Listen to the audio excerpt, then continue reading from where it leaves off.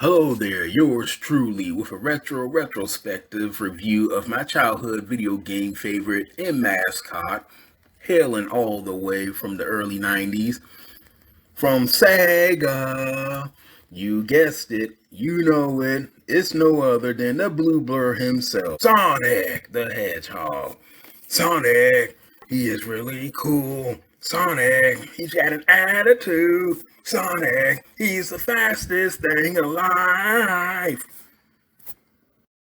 Christmas of 1991, and also throughout the early to mid and even to the late 90s, was truly all about Sonic the Hedgehog, Sonic 2, and Sonic 3, the expansion with Knuckles. So the Sonic and Knuckles expansion is actually Sonic 3 Episode 2, possibly the first ever expansion DLC at that time next to PC game. My favorite of the Genesis Sonic is no other than Sonic with the Knuckles expansion.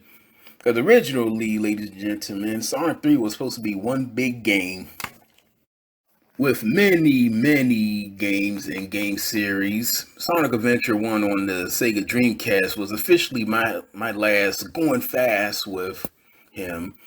I must have got burnt out because with the release of Sonic Adventure 2, Shadow the Hedgehog, Sonic Heroes, Sonic Unleashed, an abomination called Sonic '06. Abominations like that 90s Genesis era nostalgia failure called Sonic Episodes 1 and 2.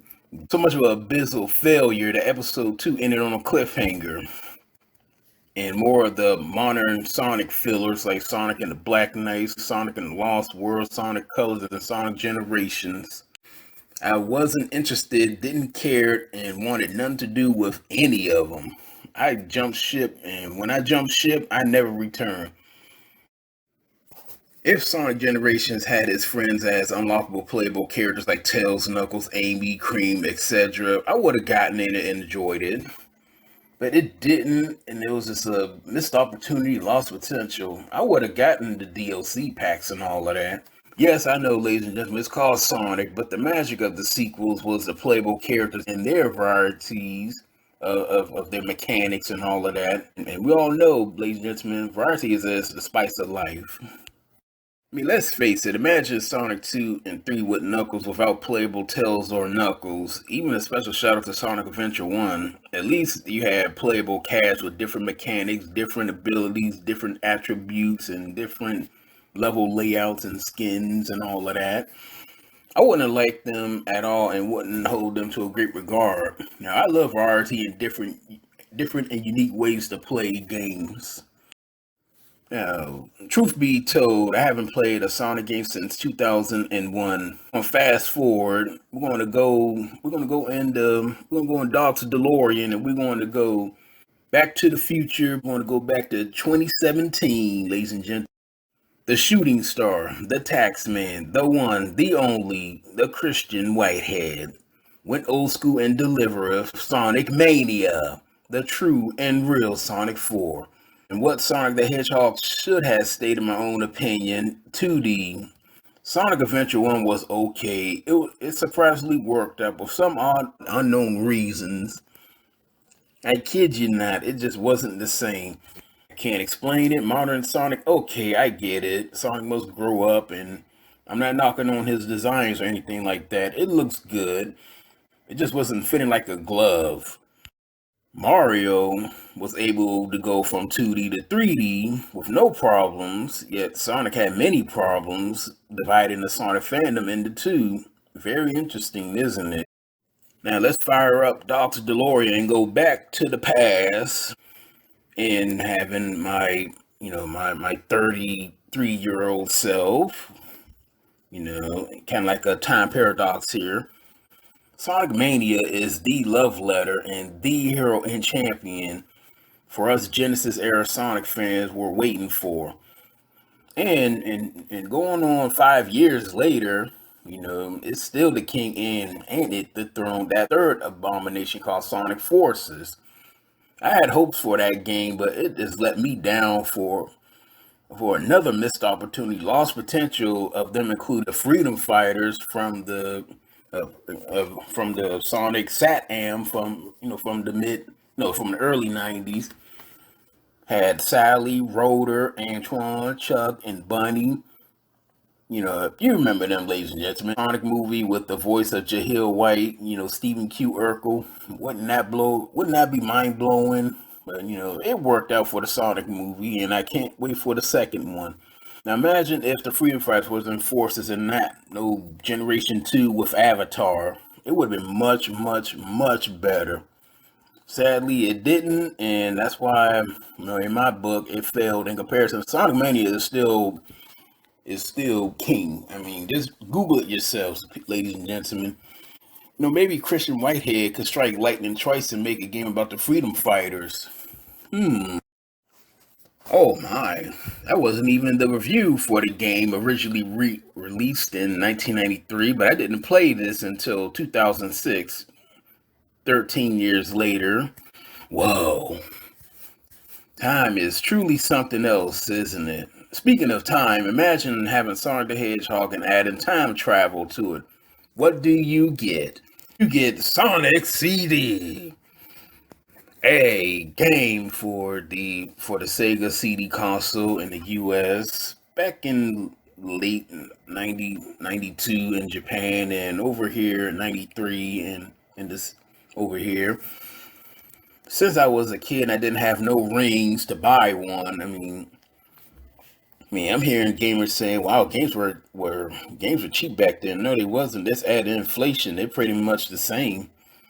$35, 30 years ago is going to close to 60 to 70 now. Yeah, I always add the inflation when you get that nostalgia feeling. Same fate with the Saturn too. I just didn't have no rings for them. So, during the early to mid and forgotten about in the late '90s. Box arts of Sonic CD at Toys R Us, KB Toy Works, Funkoland, Kmart, Woolworth, and Blockbuster, newspapers, advertisement, and game magazines, and Christmas magazines, and special offers, and cereal boxes, commercials, the game. Now we're going back to the present. Well, back to 2006. Now it was my brother who had the GameCube and got Sonic Gems collection, for Christmas. So my mind took interest with Sonic CD. I heard of it. I saw the box art of many years before. I was even drawing characters and all of that of it, and all that. And once he started playing, I was not disappointed. It blew my mind. Total, whoa, wow. They did this back in 1993. The super gnarly everything about it. The Sonic's ability to super peel out for speed intro and the ending that rivals any anime at that time. The vocals, the music, the soundtrack. Now, of course, with the Sonic Gems collection, it was just a North American version, and I didn't get to hear the Japanese or the European one until Christian Whitehead, remastered Sonic CD back in 2012. Now we get to the gameplay. First, I noticed, whoa, this Sonic 1 on steroids and acid. Full on nostalgia fuel. I was definitely 7 years old all over again. The levels were massive, gigantic. They made Sonic 3 look small. And being introduced in Sonic CD, the ultimate Sonic rival. It wasn't Knuckles, who's, by the way, my favorite Sonic character, but Metal Sonic. Before, I thought Mecha Sonic was Sonic 3 and Knuckles was the ultimate rival. Then I played Sonic CD and up to 11 with the time traveling aspect. Future, past, and cutscenes alone. I jumped for joy. Imagine what would have been if I played this back in the early to mid 90s. The special stages were trippy, totally trippy. Wow. The soundtrack was on fire, firer, and firest. Favorite tune on Sonic CD is definitely Wacky Workbench, the North American present version. Whoa, once again. Still, I can't get enough of Sonic CD. It was way ahead of its time with its abilities and game mechanics that unfortunately Hasn't been seen in any new Sonic games since then.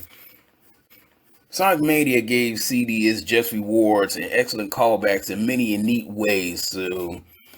So here's to you, Christian Whitehead. We go back to Sonic CD, had vivid colors, gorgeous backgrounds, which inspired my arts, breathtaking platforming in different time periods of each zones. You feel like you're going 88 miles per hour or faster. Actually, a trophy Xbox Live achievement for going 88 miles per hour. Just like with Back to the Future, there's consequences within the time traveling mechanics. You have to go to the past, correct what Dr. Robotnik did to Little Planet, making it as unparadise as can be.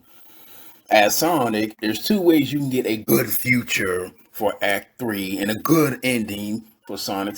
Now, the first one is the hardest and still challenging to this day due to the sloppy hit frame boxes of the UFOs and special stages to get the time stone. Getting all the time so that I make you super, and it does not make you super at all. I mean, it just, it's just a good ending, and that's it. You get the good features for Act 3 each time. And the second, which is the one that I prefer, when you go back in time to the past, and then you find the time capsules and all the Metal Sonic holograms in the zones, and then you can get another good future, and you can get the good ending with that one as well. So there's two different routes. Speaking of timelines and time periods and time zones, Sonic CD came out after Sonic 2, but before Sonic 3, making this possibly Sonic 2.5. But with Sonic CD's heavily reuse of the Sonic 1 sprites, I noticed this when I first started playing it. For me making this, Sonic 1.5 and the introduction to Amy's, she wasn't in 2 or 3 and Knuckles, but she was in Sonic Adventure with a new, with a grown-up look. So possibly could Sonic CD this be an OVA in game form? It's another oddity how in both games Amy gets entangled with evil mechs, but at least Amy in Sonic Adventure does fight back. Another awesome bonus for then Sonic CD. This is 1993 we're talking about, ladies and gentlemen. 1993, keep that in mind here. And inside the sound test, there's neat and cool extras like pictures and all that, like Tails. Sonic being his cute self. You see Sonic rapping out. Then we get to the creepy part with this. And you get what in the wide world of sports was SEGA was thinking with this. It's truly the ace in the Sonic deck of cards. Definitely fires on all cylinders. Truly a knockout and way ahead of its time. Sadly, we'll never get a Sonic CD2 or something with time traveling, different soundtracks, different level mechanics with Sonic again. As many good Sonic games there's a mountain of bad Sonic games which takes Sonic back and buries them in their own failures. Well, Sonic CD, ladies and gentlemen, is getting a 10 out of 10. Masterpiece in every Sonic the Hedgehog and then some. And as Sonic says, don't be a fool and don't play Sonic Boom. Until next time, peace, love, and happiness. Happy watching!